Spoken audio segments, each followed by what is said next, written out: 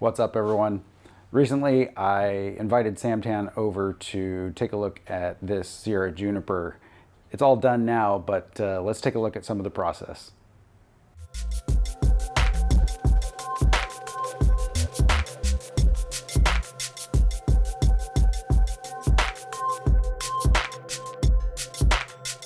Like potentially somewhere just in here where this kind of comes out to you a bit and back. Maybe that's it. So I think you kind of got it. Like you're pretty much really close to the front except for the inclination.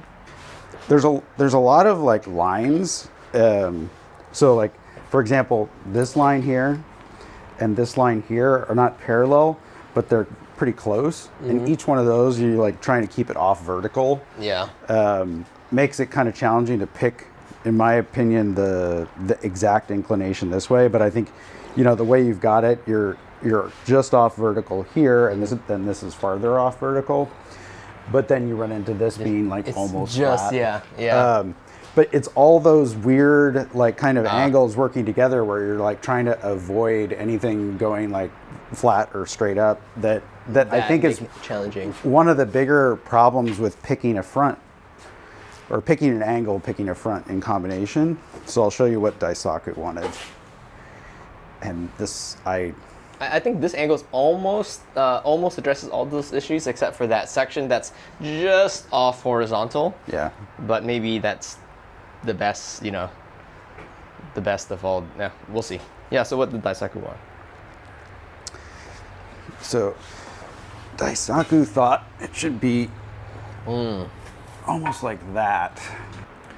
But I didn't like this being close to vertical, and I couldn't find an exact angle when I went back and looked at it. I have a picture of it when he set it up, but like I couldn't find an exact angle where I could get this off vertical and that off vertical and this. Like it just felt like it was all really vertical.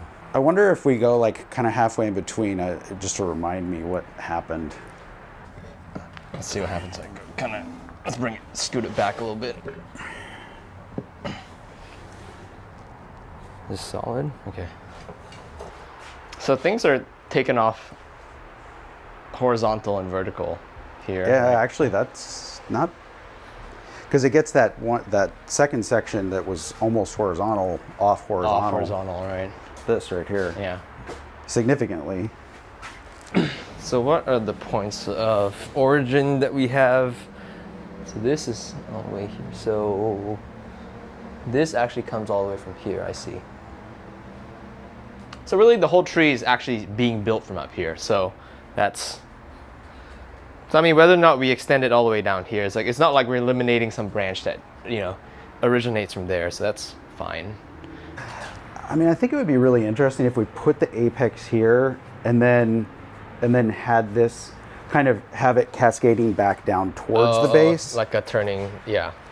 So do you want to look back? Because that's what the wood is doing. Right.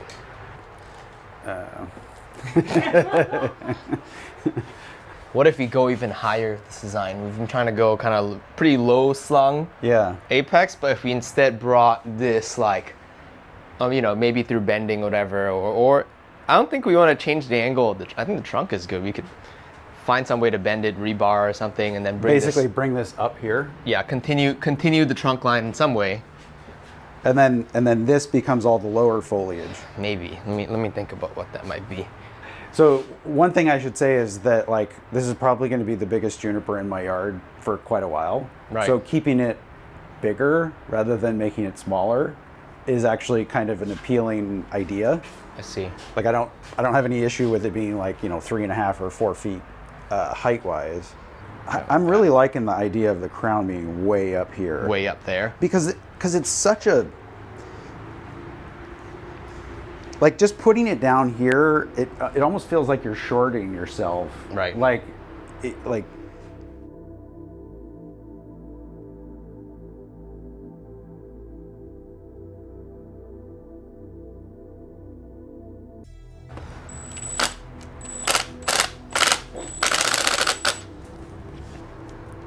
I guess, yeah, you got to pull in all the slack.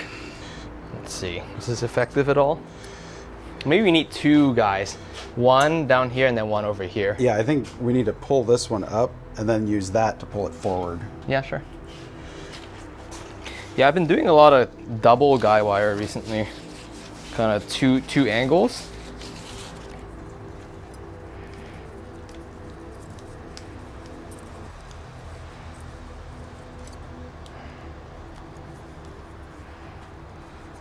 Good. That's tight. Where are we? Cool. Go a bit more. I like where this is going. Yeah, I think we still want, like if we're thinking of this as the center of the crown, it still needs to go that way. Okay. So much further. All right. That's there. Nice. Ooh, ooh. Split? No, it's going in. You know, it's splitting more and more. So we just gotta be careful at this point. Okay. Yeah, somewhere about here, you know. And then now we can have an interesting kind of series of pads that kind of cascade down. Which is the lowest branch? This one? Okay, and then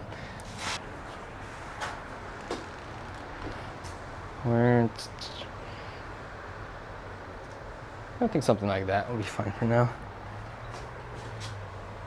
What is the shape we have here? Boom, boom, boom. Also bend it a bit more forward.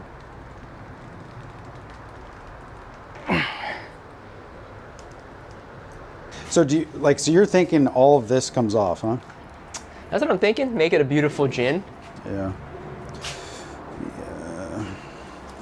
Because then that way, the tension of the trunk line becomes a lot more clear. It's just ducking down here.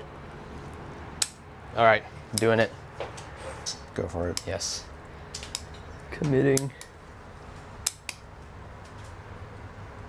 Because I think when Daisaku and I were looking at this, we were both like, kind of like, well, what are we going to do with this part?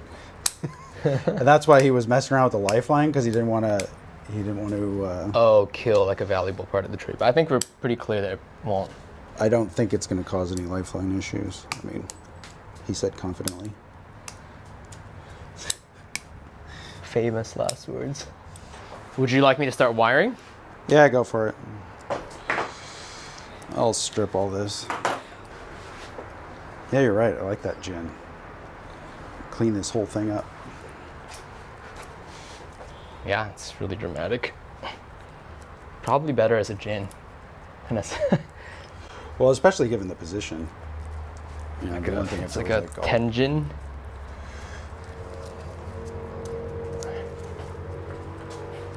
Ah, so bummed I knocked off that deadwood. My bad. Maybe I'll make it. Can you figure out where it came from? I'll make a miniature tanuki out of it. Just wait until I get going on tanuki. You guys are going to be like rolling your eyes. Are you into it or you hate it? So I have some plans for tanuki that are not your typical tanuki plans. You explained the idea to me in detail, and I still don't really understand what you're talking about. It is an Ericism to be amused at his own ideas. It's something I've noticed from watching your content. I've as well. It's like I'll be sitting here and he'll be over here looking at the tree, and then he'll just start laughing. No, it'll be like this giggle. You do it on your videos too. Be like, maybe I'll do this.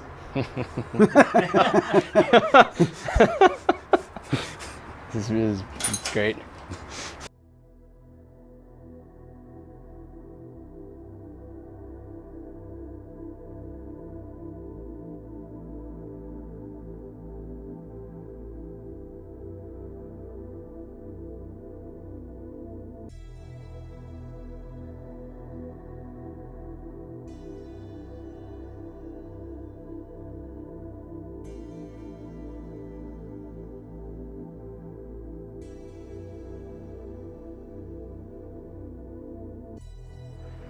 Let's put a wire on that thing.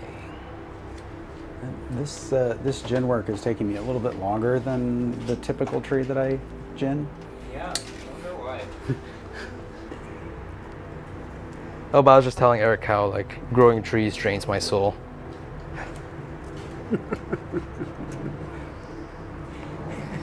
Like I've started a bunch of, well, I've like have a bunch of young seedlings that I originally thought it'd be so cool to take them through to maturity and grow them from scratch and make a perfect deciduous tree. But like every time I have to do that work, like it makes me very sad. And I don't put my heart and soul into it, and like the results, it shows in the results. Yeah. Right. I am kind of liking where this is going. I also want to do something really creative with this branch. See this, Eric? This is so long and leggy, so much character. But what if instead of making this whole thing a low branch, this thing perks up and is like a little guy here, down here, it would have some character. I mean, it doesn't really take away from this. Go for it. Yeah. I like this branch. It's kind of weird. If you actually mirrored the curve the apex has there, it might be nice. Yeah.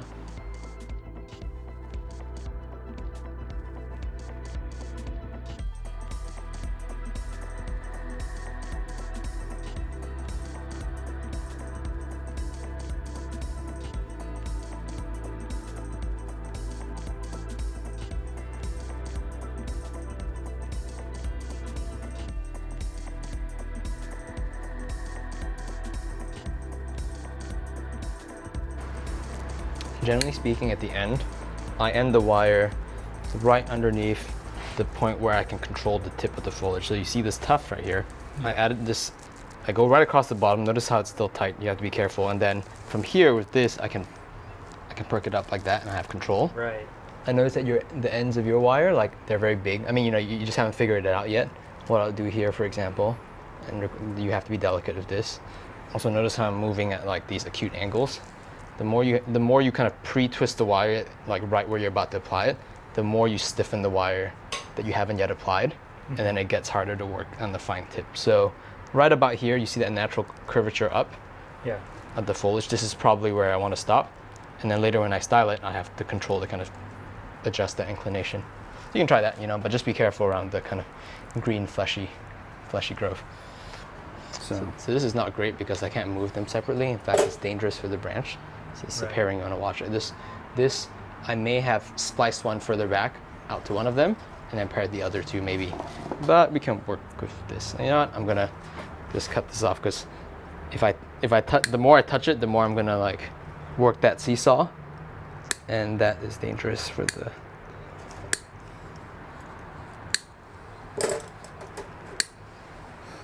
One thing about this foliage is, of course, you want to avoid squeezing them together at the tips, because it's gonna, when you present the foliage, it's gonna look very obviously like kind of constipated. So threading through allows the foliage to look nice and distributed. This I don't need.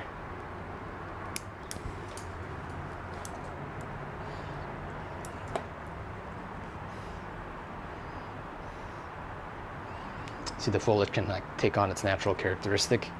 Check this out, by the way, Pedro. These branches have a polarity to them. This is obviously upside down. Right. So with the twist of the wire, well, I mean, you know, when you're putting on the wire, you don't really have to care, but when you set the wire, just to turn the wire. And sometimes with more delicate species, you may actually, as you're putting the wire on, you put the branch in the direction you want, and then you put the wire around it, because twisting it may be a bit traumatic to the branch. Thanks for letting me work on this tree, Eric. It's very pleasant. No problem. I do like it. I was telling Jonas in one of our meetings recently that I have this exhibit that I'm working on for the expo that is going to be a combination of a bonsai display with a bunch of origami. And I was like, well, the kind of tree that I want to have in this display is really like a very flowy kind of juniper that has very interesting kind of visual lines. And I'm thinking to myself, like, and even 20 years into doing bonsai, I actually don't have one of those in my collection. It's coming along.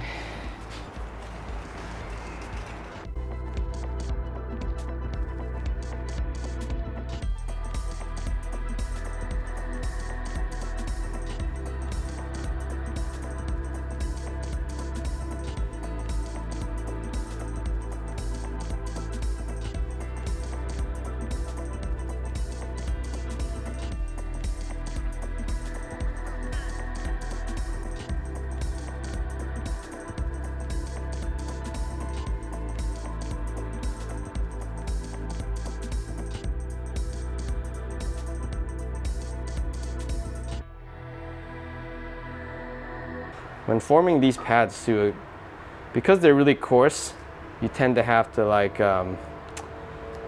well, it's very easy to make a pad that doesn't have any body.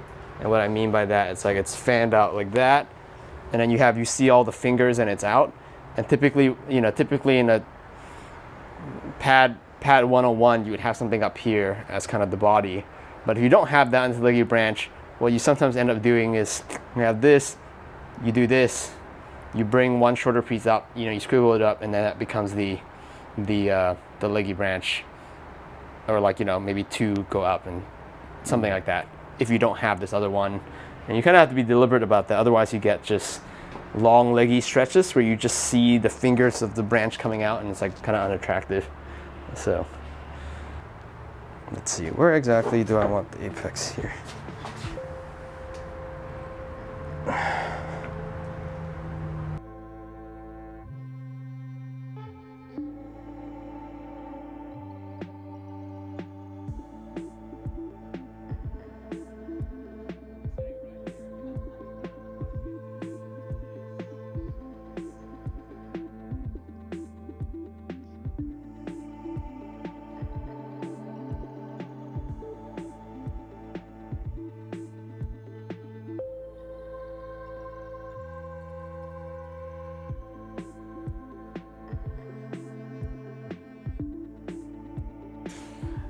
All right, well, that was a ton of fun. Thanks to Sam and thanks to Pedro for all the help with wiring and everything.